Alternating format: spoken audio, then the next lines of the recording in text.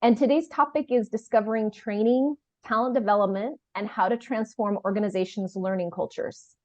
We're really lucky today. We have three guests. The first guest is Kaitlyn Niechwiadowicz, and I'm going to give a little introduction for each one. Kaitlyn Niechwiadowicz is Senior Manager of Global Talent. She's focused on global talent development and global learning strategies at Alcogen. Thank you. Happy to be here. And then I'd also like to introduce our two interviewers. First of all, we have Jessica. And Jessica is currently a master's student in the Learning Technologies program. Are you focused on a specific track, Jessica? Learning systems design. Okay, great. Professionally, she's a U.S. history teacher and learning technologist at Louisville School of Science and Technology. I didn't even know that school existed, so that's great. She plans to use her career and degree to support inclusionary digital learning for an organization that she believes in. And in her free time, she enjoys doing the daily New York Times crossword puzzle. You haven't become a Wordle convert, I guess. No, I do both. Oh, you do both. Okay, traveling, hiking, and spending time with friends and family. So let's welcome Jessica. Welcome. Hi, everyone. Happy to be here. And then finally, I'd like to introduce Sonali. Sonali is new to UNT's Department of Learning Technologies this fall, and she's focusing on the artificial intelligence track. In the past, she was chairperson for the Institute of Electrical and Electronics Engineers Computer Society, and also student branch and content development lead at Vagdevi Incubation and Business Accelerator. Did I pronounce Vagdevi correctly? Yes. Okay, excellent. And one of her passions is making an all-in-one robot and testing it out, making sure the basic model works. So let's all welcome Sonali. Welcome. Thank you. You're welcome. So Sonali, you're going to start off with the first question. All right? Yes. Let's all sit back and enjoy. Yeah. Hello, Kaitlyn. We are great to have you here today. Yes. Currently, you are a senior manager of global talent at Alcogen after being promoted from the position of senior manager of global learning. Describe your daily work, its purpose, and how it is different from what you were doing before as the global learning senior manager. Over to you. For sure. Thank you. So when I joined Alcogen a little over a year ago, they did not have a formal learning and development department. And so I was brought in to start building the learning and development team at Alcogen. And that is what I did for about the first 6 months. And then we also realized there was this other side of talent management and development that needed to be taken care of as well. So that included components of the annual building and launching and managing the annual performance review process, our talent review process, succession planning, as well as our quarterly pulse surveys for employee engagement. And so I started dabbling in some of those pieces. And then after several months, my role formally transitioned to Senior Manager of Global Talent. And so what that really means is I oversee both of those buckets. So I still oversee the learning and development team. And then I also oversee the talent management and development as well. And what is really unique about this position, and actually more companies are moving to this type of structure, is having both learning and talent management under one person as a leader. And the reason that's really beneficial, and the way I describe it to people, is the talent management side of talent. So again, that annual performance review process. I mentioned the talent review process. That's identifying not just who are our top performers, but who's doing well in their job today, but who are those people that are going to be our next directors and our next CEOs? Who are those top talent people? And as we go through those formal processes, that the data we get from those processes tells our learning team, these are the initiatives and these are the skills that we need to focus on developing for our people. So the talent management tells our learning and development team, here's the actions you should take and the programs you should create. So that's at a high level what my role is. And then on a day-to-day basis from the learning standpoint, we do multiple things within that umbrella. So what we've really focused on in the last year is building onboarding programs for our new employees, as well as a new onboarding program for managers that come into the organization. And then we are in the process of developing 2 leadership development programs at 2 different levels. So one level for our first-time leaders, and then also another program for our mid-level leaders, the individuals that are hoping to move into that director level someday. So we do a lot with leadership development. We also have some development learning programs that are focused specifically on our core values. So we have 3 primary core values, which are move fast and be bold, all passion and no politics, and grow. And so we've built learning programs for any employee in the organization that wants to develop in those areas. They can go through those development programs themselves. And then we also partner with different stakeholders throughout the organization for their team-specific learning needs. So we partner with our legal team for compliance training, like anti-harassment training every year. And we partner with our operations group. So Alcogen's a manufacturing company. So we have about 62 plants across the globe. And so we have a lot of operations folks in manufacturing facilities. And so we're partnering with some of our operations leadership right now to create some very specific learning opportunities for our operations folks as well. So depending on what the organization needs is who we partner with to make sure those learning opportunities are provided. Yeah, that was a really great and crisp explanation. Yeah. Now the next question will be posed by Jessica. Over to you, Jessica. Kaitlyn, in your last answer, you talked about developing whatever was necessary for anybody who wants to learn it, like whoever wants to develop. That sounds like a really large undertaking, especially given like the scale of the company that it sounds like you're talking about. Can you talk a little bit about how many people it takes to pull off like a guarantee like that? Like if you want to learn at Alcogen, we'll make it for you, and the process that those people follow? Yeah, that's a really great question. So we're a company of a little over 5,000 people right now. So again, we're across the globe. And so we have 8 predominant languages that we have people speaking on a daily basis. And so not only is it diversifying learning based on topics, but it's also ensuring that we have content available in different languages. So my team, I mentioned, didn't exist a year and a half ago and now does, which is exciting. And so we're a team of 4 individuals. So there's me, I have a person in Dallas, as well as someone in the UK and someone in India. So we are dispersed across the globe as well.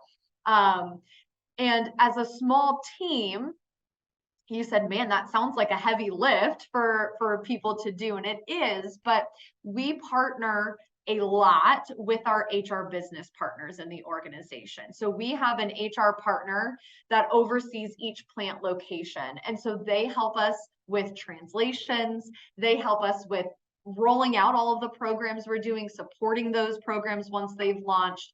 And so that partnership is really key for our success. So what's interesting about, the way our organization is structured, we really call the talent team as part of what we call the Center of Excellence. So we build a lot of our processes and programs and then roll them out to the different locations. And so the customers you have on a learning team, there's multiple customers that you're dealing with, right? You have your end users, so your learners. You also have your managers of your learners, because they are the key for any learning initiative to be successful. And then we also have our HR partners, who are our stakeholders as well.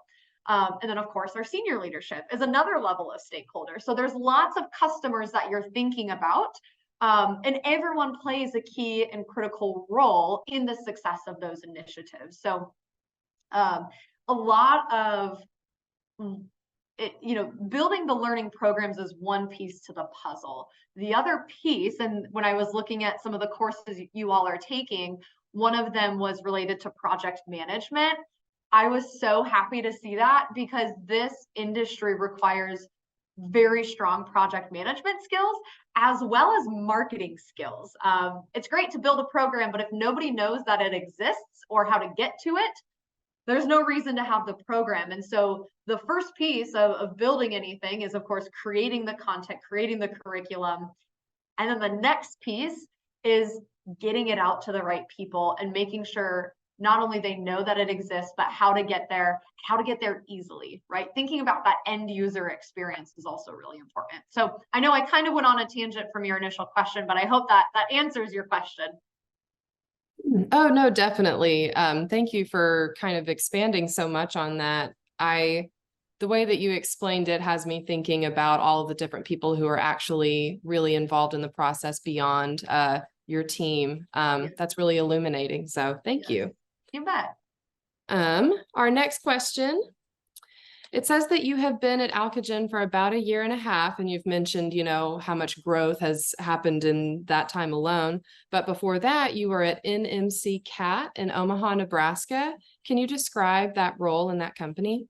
Yeah, for sure. So I'll start with the company, the differences, and then go into the differences of the role. So NMC, so you mentioned it was in Omaha, Nebraska. So I'm new to the DFW area as of June of last year. So, which, by the way, we love the city. It's wonderful. But NMC, we sold and service Caterpillar heavy equipment machinery. So when you're on a construction site and you see that the heavy equipment, our company had mechanics that serviced it if there were problems with it. And then we also sold equipment to different people. So that was our primary business. So very similar to manufacturing, similar type industry. The big difference between NMC and Alcogen is it was a much smaller organization. It was about 700 people total, and really focused in the Midwest of the United States. So it was not a global organization, a much smaller scope. And so that changed how I went about learning and development slightly. Our strategy was different. The role itself was very similar in that my team was in charge of all learning initiatives for the organization. I would say a couple of the biggest differences in how we went about training, though, we did a lot more cohort style, virtual instructor-led trainings in that organization. And the reason for that is because we were a smaller organization, we were able to hone in on some of those groups of employees and have 8 to 12 week programs. And they would come in person because it was a couple hours drive versus flying across the globe, right? So very different audience that we were looking at. Everyone spoke English, so the translations didn't need to be there. That wasn't something we were we were working with on a daily basis. And so the strategy was slightly different in that it was more in-person focused versus, the virtual space that we're in now. Now, with that being said, when I was at NMC, we were going through COVID. So virtual training was absolutely part of the strategy and will, I'm sure, continue to be part of their strategy for multiple reasons, but the ability for that in-person was much greater. The other side of my role within or at NMC is I also did external leadership development and consulting for construction companies. So one part of NMC was what we called Innova. And so Innova was its own brand and really a sub-company underneath the NMC umbrella. And so Innova provided recruiting services for construction companies.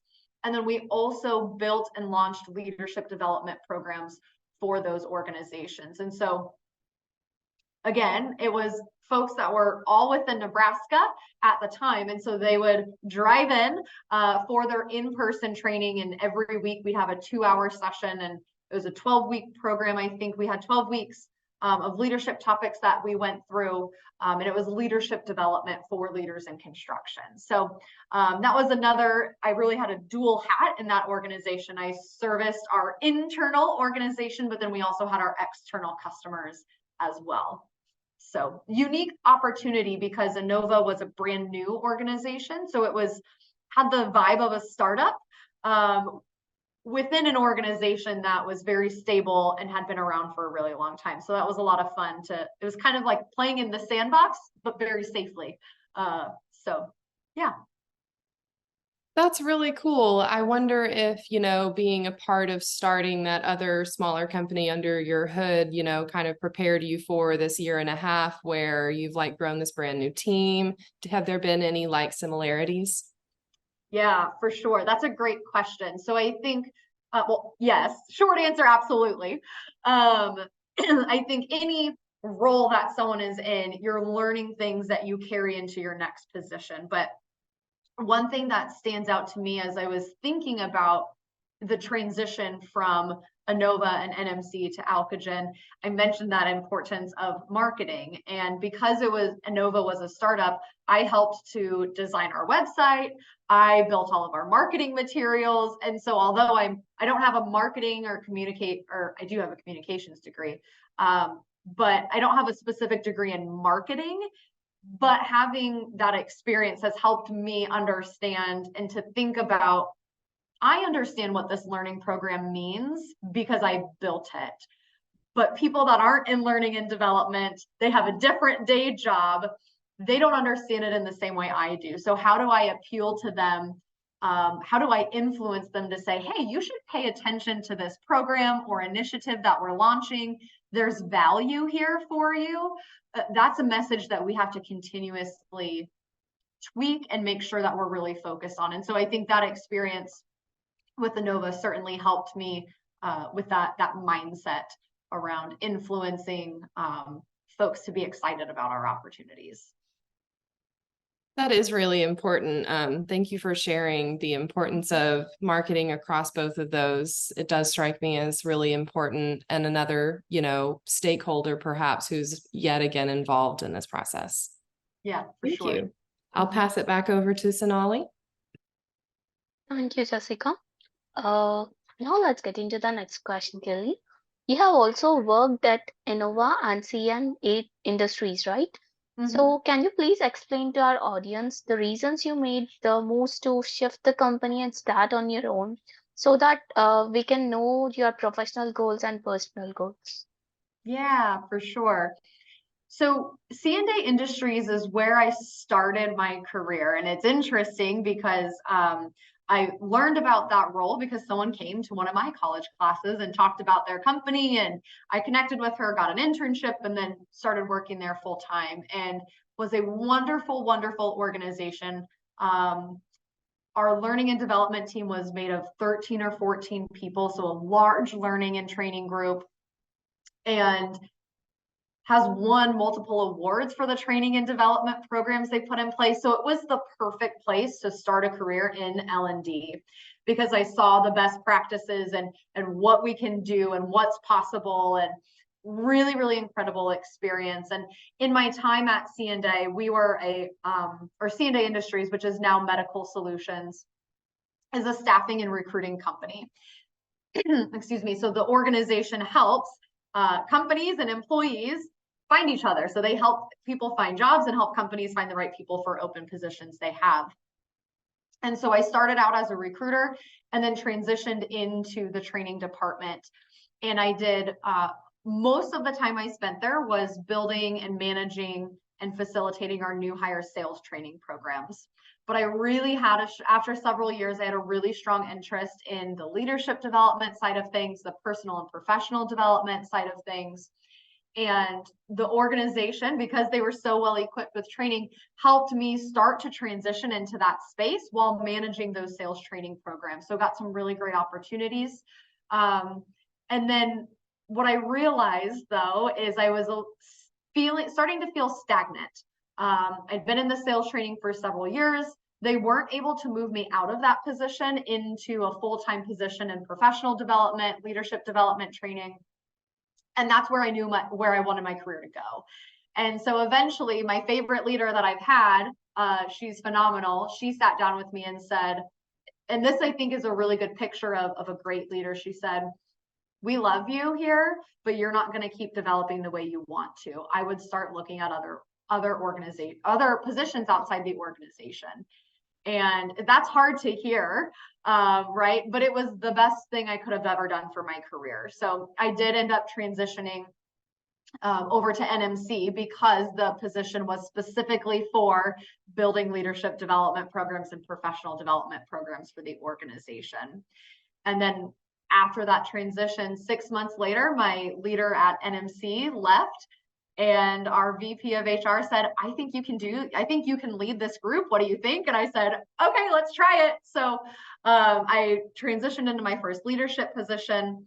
And then the only reason I left NMC is I moved down to Dallas and wanted to be at an organization where I could be in person, meeting people, being in a new city. That was really important for me. So those were my reasons for transitioning. Yeah, that's really great, Kaitlyn. You would be an inspiration to many of the youngsters today. So, yeah, build your own career. You're really great for that. Now I pass on to Jessica. My next question is about a little bit of your professional history. So you've worked for 5 different organizations along your career path, which I think is so much more common these days, something that I think we all have to look forward to. And it says that you've moved up into more prominent positions in them as you grew. So you're not only transitioning, you're moving up the career ladder. Do you have any insight into how you've managed to move so fluidly through these positions? Yeah, that's a great question. 2 things really come to mind. And this is coaching I would give to any individual in an organization, but especially those that are early in their career. Number 1 is take initiative, put in the extra effort, and show up like you're already in the position you want to be in. So if you're an individual contributor, but you really want to lead a team someday, what are you doing to lead people in the role you're in now? Are you bringing forward ideas for process improvement? Are you offering to mentor a colleague or to train the group on something that you've learned?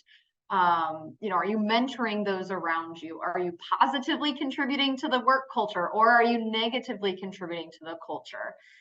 When you act like you're already in the role that you want, it's easier for people to envision you transitioning into that next level. And then it also makes your transition easier because you're already working on developing those right behaviors and skills that are needed for that next level. And so I can't stress that enough. I think a lot of us, in this world of instant gratification that we live in, we often, we can order something on Amazon and we have it at our doorstep in 2 hours sometimes. It is wild how quickly we can do it. If we want to watch something, we go to Netflix and it's there immediately. We want to listen to something, we've got Spotify. It's so quick. And so our attention spans and our patience for things has decreased over time, right? There's research out there. But when it comes to our careers, we have to understand that it still takes a lot of hard work to get to the level that we want to eventually get to. And so it's putting in the time, taking that initiative, and really driving for what you want. And I think the other piece of it as well is being curious, asking questions. I ask a lot of questions. I want to understand, I think the questions is not only to help you learn, but also to understand the bigger picture, right? Because your leader might give you a project to do and you can just go and do the project and get it done, and that's great. And you might do a fantastic job doing that. But if you want to continue moving up, you have to understand the why behind some of those projects. So asking questions like, okay, help me understand why this is so important for our organization. Who is it impacting?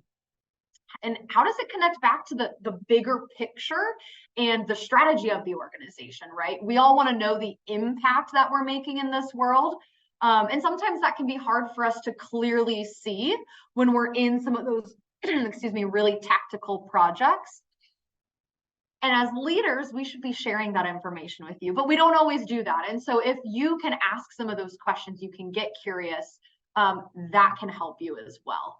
So I think those are a couple of things that can help, move fluidly through an organization. That was a really good answer. I've heard that feedback before of, not just like dress for the job that you want, but show up as if you already have the job. But I feel like you gave some really good context as to what that really looks like in our day-to-day jobs as we hope to move forward. So I want to thank you for the examples. And I will pass it back to Sonali. Thank you. Thank you. Let's get into our next question. Yeah. We have researched on your LinkedIn profile a bit. So this question is regarding some of the points you written over there. In your LinkedIn profile, you write, our moments, the opportunity to influence a room of full of people and helping individuals understand how to grow their career. Within an organization are reasons why I fell in love with the talent space. The relationships formed, the challenges presented, and the ability to impact lives through learning keeps me coming back every day. Can you explain this message for us? Yeah, for sure. So thank you for sharing that. Yeah. So if you, which by the way, I'd love to connect with you all on LinkedIn. That would be fantastic. Always happy to continue conversations or answer questions afterwards as well. But what I love about the talent space, and I was very blessed, which many of you might be as well, to have found a space, career early on that I love, that I'm passionate about, and that I know that this is what I'm meant to do. And so one of the things that I love about the talent space is we have the opportunity to positively impact the lives of everyone in our organization. And yes, in the workspace, we can impact their lives, but it's so powerful to see the impact that what they can learn at work and how that applies to their home life. So in a lot of leadership programs that I've built and developed, and I go through coaching sessions with participants, it's amazing how often they will say, wow, we just did a class on emotional intelligence. And based on what I've learned, not only is it helping me at work, but it's changed the way I interact with my partner at home. Or it has completely shifted the way I think about how my children react to certain situations and how I can help them react better. And I just got chills as I say that, because it's really incredible to think about, we spend a lot of time at work, a lot of time there. But when we can not only help people get better for the organization, but get better at home, they're going to be able to better show up in the workplace when they're better at home as well. We all say here, work-life balance doesn't exist. It's work-life integration. And we all, we try to wordsmith it. And I'm a firm believer that you can't separate the two. People are people, right? Yes, people are employees, but they're humans first. And so if we can help them improve their lives at work and at home, everyone's going to be far better off. And the L&D team and the talent team, that's a really good place for us to do that. So we not only get to impact individuals, that really drives me, but then also when we're thinking about it from an organization standpoint, we can have the greatest strategy as an organization. We might have the best 5-year plan, the growth plan of all the things we're going to accomplish, but people are the ones that do that. Right? If we don't have people, that strategy doesn't get achieved. And so we really play a key role and strategic position in the organization to ensure that our organization is able to grow and achieve the goals that we have set as well. And I would say, especially since COVID over the last few years, more and more senior leaders are understanding how critical L&D and talent is to the success of their organization, to the retention of their employees, to the engagement of their employees.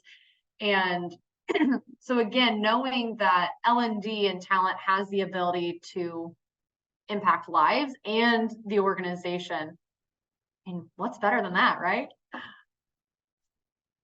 Yes, that's really great to read such sentences from your LinkedIn, because that describes your life journey in detail.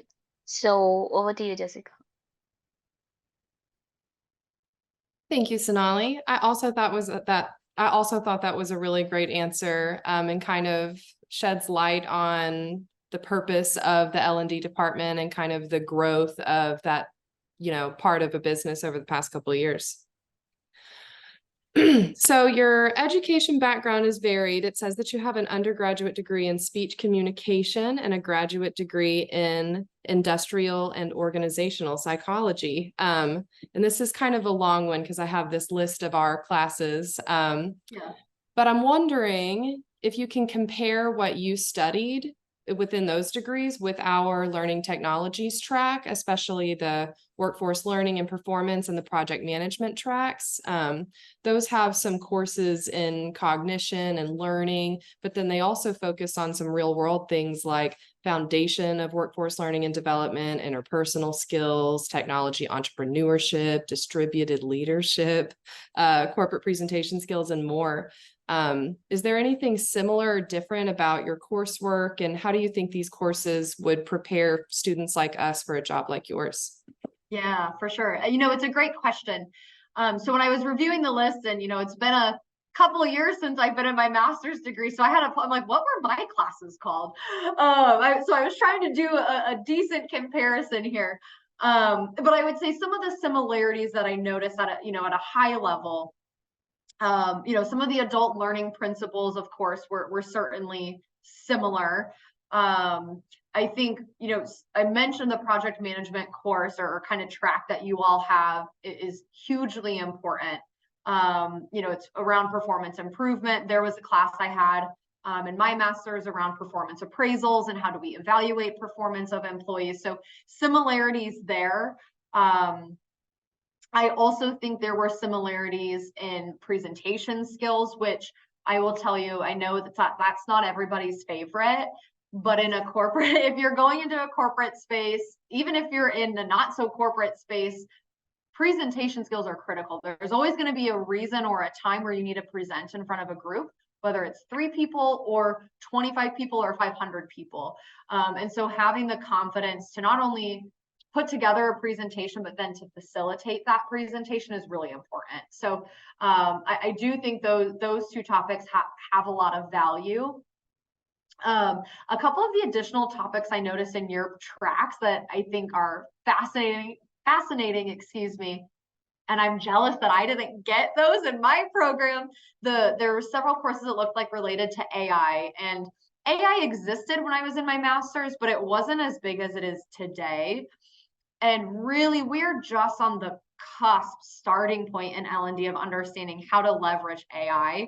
There are platforms out there that are using it today, based on someone's previous learning modules that they've done, what might be interesting to other people, but not all organizations have that in place, right? So there's some basic things that are happening with AI, but in 5 years, it's going to be completely different. And so all of you that are learning this, that is a huge value add you bring to to organizations to say, we want to, we know, I'm going to go back to the phrase, the world today. The other piece, not only do we want things as instantaneously, we want everything personalized, right? So our recommendations on Netflix are personalized. Spotify, our music is personalized. We can have subscriptions to things and personalize our subscriptions, right? We all want things just for us. And so in a learning and development space, you want to be able to create learning opportunities that are relevant for people based on the skills they need to learn for their current role or a position they're looking for. But what we also know is everyone's career path is going to be slightly different. And so my team doesn't have capacity to build 5,000 learning paths for each individual employee, right? That's not realistic. And so down the road, technology is there to help us do that. And so again, leveraging AI and some of the technology that you all are learning about and bringing that into the workplace to say, here's how we can take some of these either manual processes or processes that we just can't do because it's not scalable. How do we use technology to help us do those things? I see a huge gap, and that's definitely something that can be filled. Another thing that I noticed is there's a focus on the web design and authoring with the computer systems. And I've mentioned, the importance of marketing a couple of times. Most organizations will have some kind of intranet site where talent or learning and development might have a space. And so that's critically important. Again, what I find in a lot of organizations, that's a continuous challenge for L&D is we have all the programs and the things, but how do people easily get there? How do they see it when they need it, right? We might launch something and an employee hears about it and they say, wow, that's really cool. I don't need it right now, but maybe in 6 months. Well, when that time comes 6 months later, they know something exists, but they don't know where to go. And we all know if something takes us longer than 2 minutes to find, we're probably not going to keep digging, right? We're onto something else, especially those busy working professionals. And so all of the design that you all have or that you're learning about can help us as an industry understand not only how do we build the programs and the things, but how do we get it to people, that making that end user experience easy and efficient for them to get what they need in the moment. I think that's so critical and something that as an industry, we're still working to get better at. Thank you. It's encouraging to see how much overlap there is between what you've gotten to do over your career and the things that we're learning now. That's always encouraging. I spent the summer learning to code websites for one of our classes, which I thought was, something I would never do. And I feel like your description of L&D's use of a website and resources and, the need to find those on the spot when you need them, that's really important. Thank you. Yeah, and you I'll bet. pass it back. That's really great, Kaitlyn. Let's get into the next question. You are an active member of ATD and serve as Vice President of Marketing as well as Communications in it. So how does service in an organization like this benefit you? Yeah, for sure. And this is also something I'm passionate about. So ATD is the Association for Talent and Development. And so in most professional industries, there are different networking organizations that exist for professionals. And the purpose of those organizations is to help individuals meet others in their industry and to learn from those individuals, to network, to build those relationships. And that's exactly what ATD does.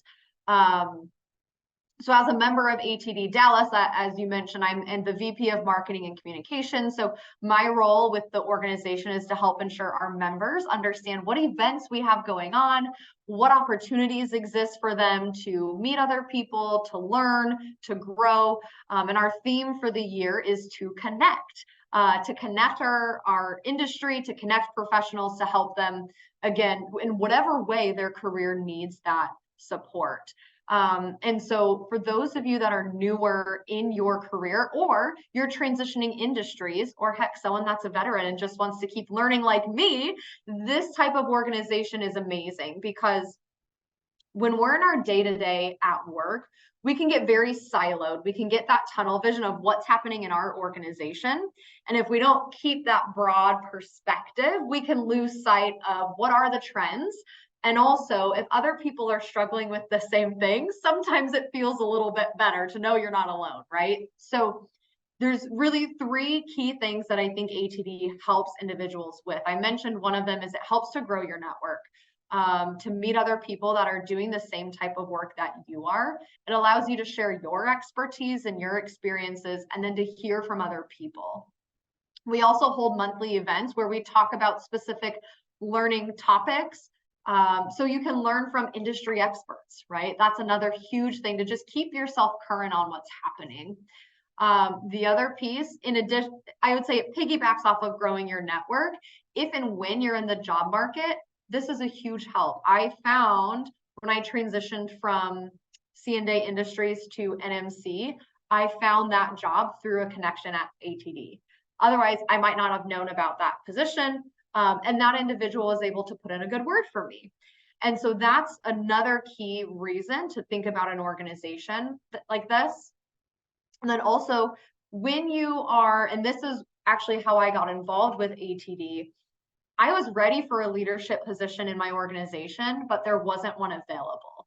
and I wanted that leadership experience. So going to a professional organization, if it's not a professional association, think about all of the different nonprofits and volunteer organizations that are out there, right? Whatever you're passionate about, you can join a board and you can get leadership experience there, leading projects, hosting an event, leading a team. And then you can take those skills, those leadership skills you're building in that capacity into your role at work. And so again, there's so much value in those organizations.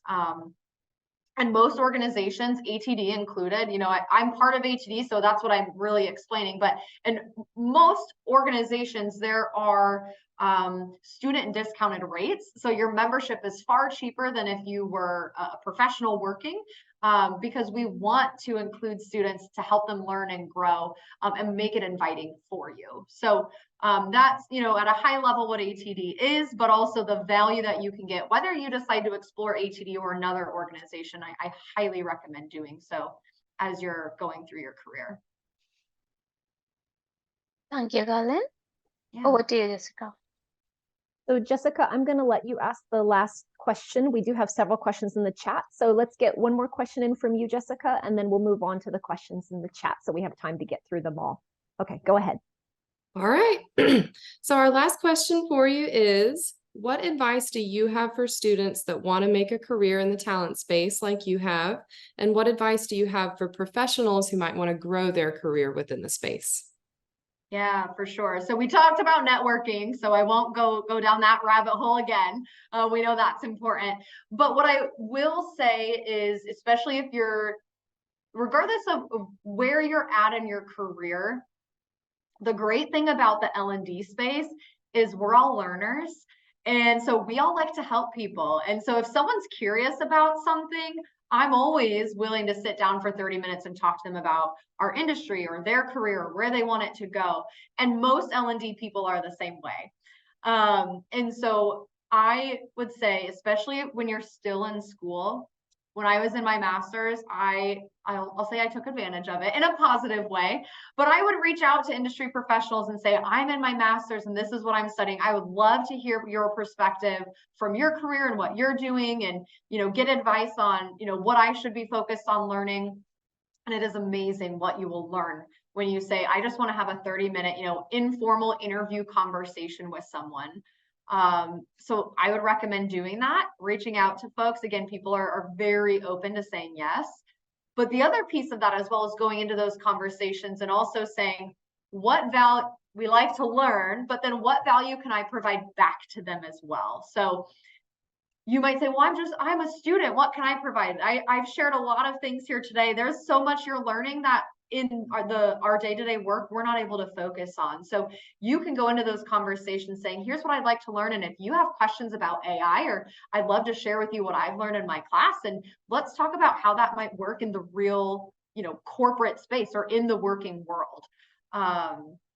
So I think it's taking time to learn, but then also asking yourself and the people you're talking to, how can I help you? And what value or what expertise could I share with you? Everyone has something to contribute.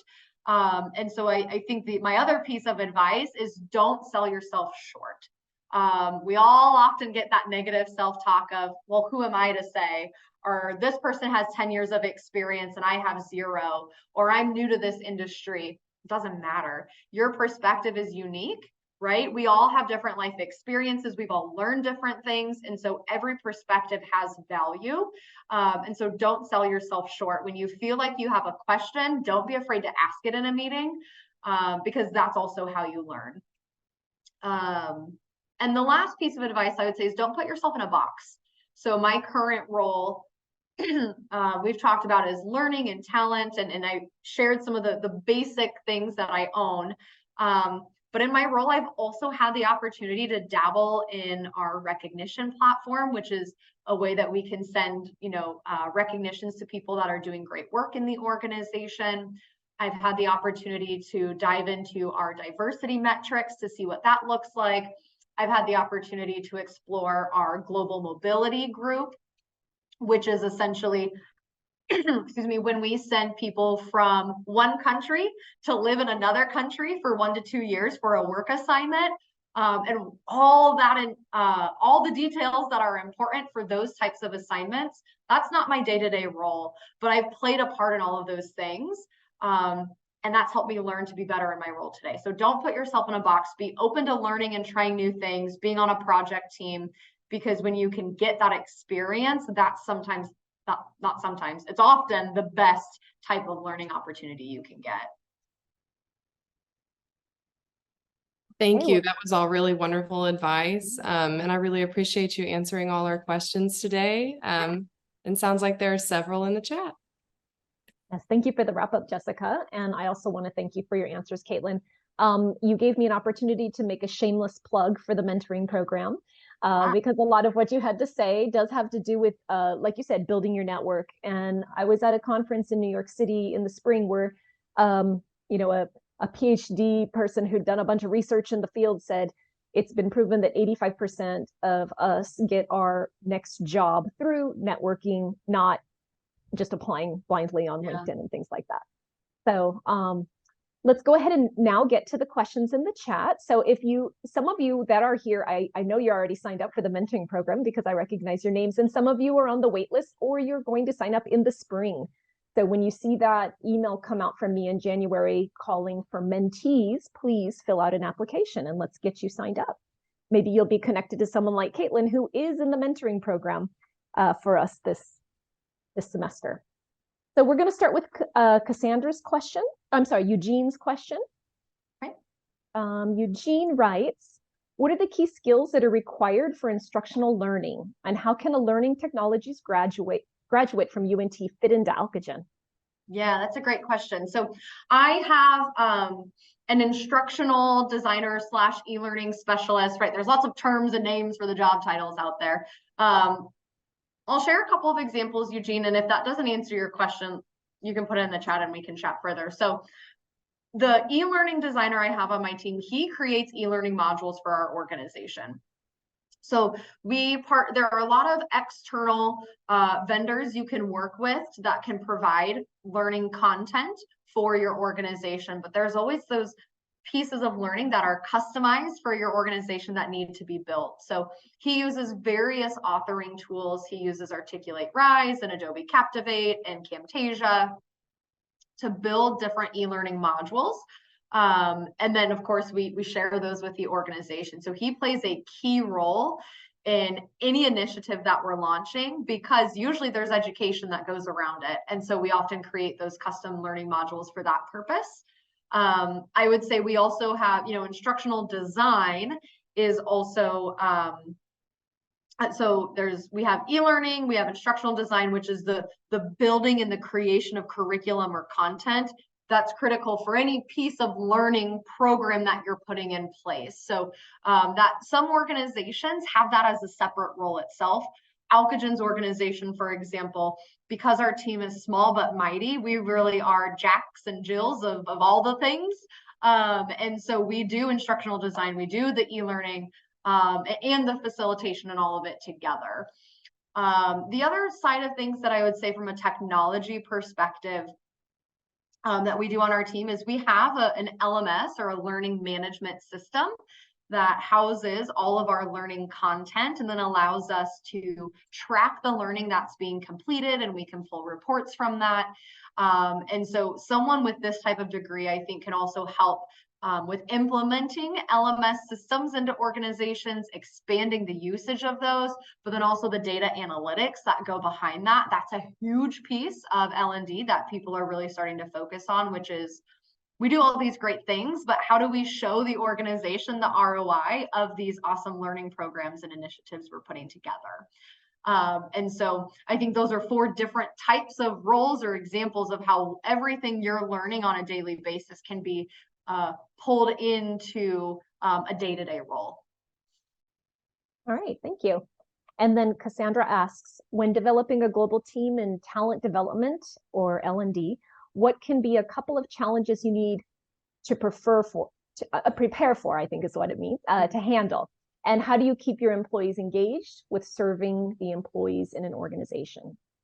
Yeah, that's a good question. So I think, the challenges I'm going to share are common challenges, I think, when you speak to L&D folks. The first is time. Employees are very busy, right? We all have goals and objectives we're trying to achieve. And so it's ensuring that people set aside time to make development part of their day-to-day role, right? So I think it's time, but then the flip side of that challenge that we as an L&D team need to continue to address is how do we make learning part of their day-to-day work, right? So it's not I'm sitting down always for a 2-hour session, but how do I make learning part of what you do on a daily basis? So you don't even really think you're learning, but we know you're developing by doing your work, right? So we at Alcogen, when it comes to development, we say the 3 E's. So it's experience, exposure, and education. And those are the 3 buckets for development. And really, the formal education should be the smallest amount of time that people are spending on learning. They should be spending most of their time on experiences. So like I said, doing projects, participating, doing the work. And then also exposure, that's the mentorship, that's, shadowing, observing people. And so it's how do we put that into someone's day-to-day work? And then how do we keep employees engaged with serving the organization? One thing that I do with my team, anytime we're starting a new project or initiative, we do what's called a pre-project analysis. And it's a list of questions I've created that help us to think about what is our end goal and how is that serving the organization? What does that end result look like? What are we trying to achieve? And then also, how does that tie back into our strategy as an organization? So we do talk about that regularly. So employees understand how what they're doing ties back. But then we also, in our meetings regularly, I'll say, choose a project you're working on and let's talk about how it positively contributes to the organization. So it's talking about it regularly and helping people connect the dots themselves. Sometimes it's telling, but then also allowing them to connect the dots is helpful as well. Okay, thank you. And this next question comes from, I believe, your assigned mentee. It's Perla de la Fuente. Does that name sound familiar? Perla, great to meet you. I can't wait to connect later. So Perla asks, aside from internal stakeholders, are there external stakeholders that you partner with to create L&D content or talent management material?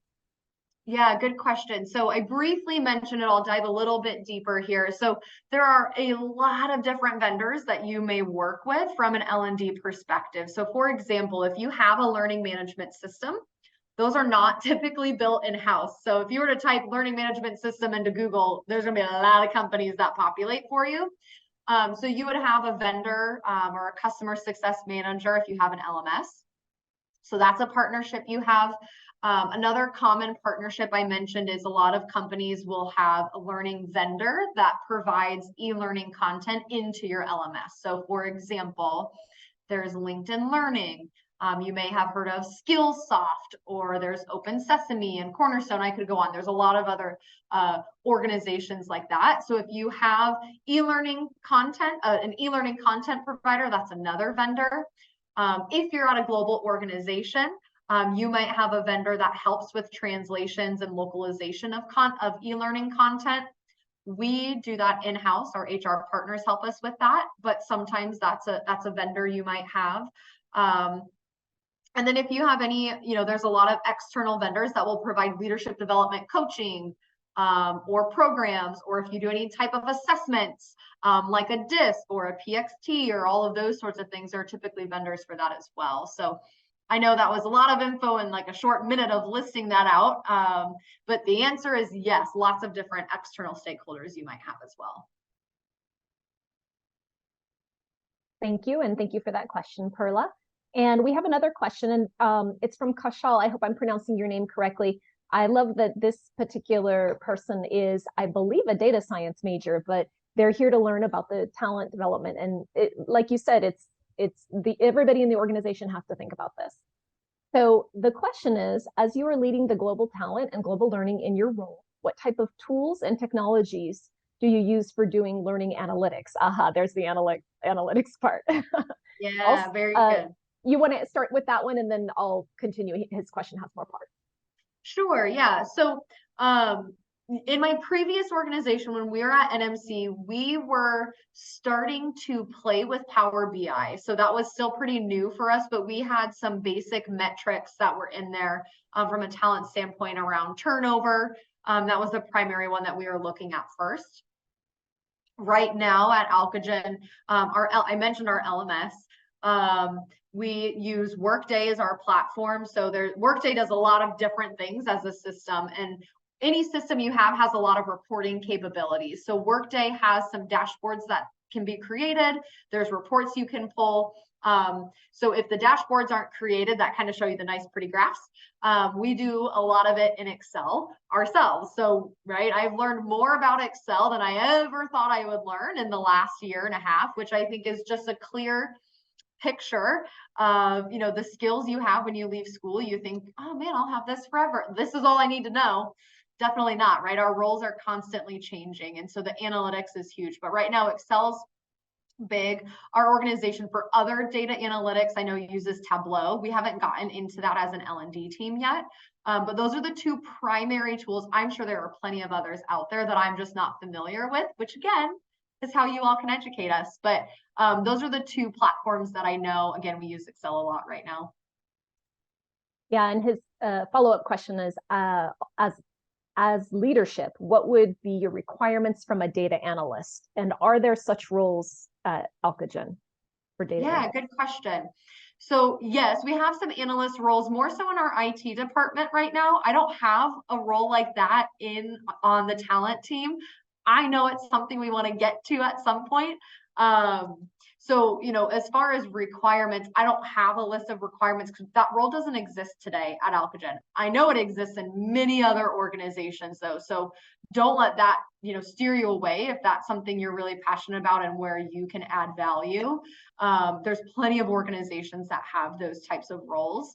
Again, I think it's, you know, depending on the organization, they might want experience with a certain tool or platform. But my one piece of advice, if you're going into an interview and they say, oh, you need Power BI and you have Tableau experience, identify and find out what are the similarities between the platforms so you can illustrate. I may have more experience with this platform, but here's how I can still learn this platform quickly, and here's how it overlaps. So I know you didn't ask for that advice, but hopefully that helps. Well, I think that advice is good for anyone looking for any job with any. It's true. Yes, very true, right? Any type of skill, how do you translate that into the role that you're looking at? Right. Sure. And I switched from faculty to this position. So you can imagine I had to find all the things I did as faculty to put on my resume to say, I can do this, I promise. Yeah, for sure. For sure. So, you know, we're at the top of the hour. This has been such a fascinating conversation, Kaitlyn. I'm so glad that we booked you first for our first C.O.D.E series interview. You've been amazing. Don't we all agree she's been amazing? Let's have a round of applause. Well, thank you. It was a lot of fun.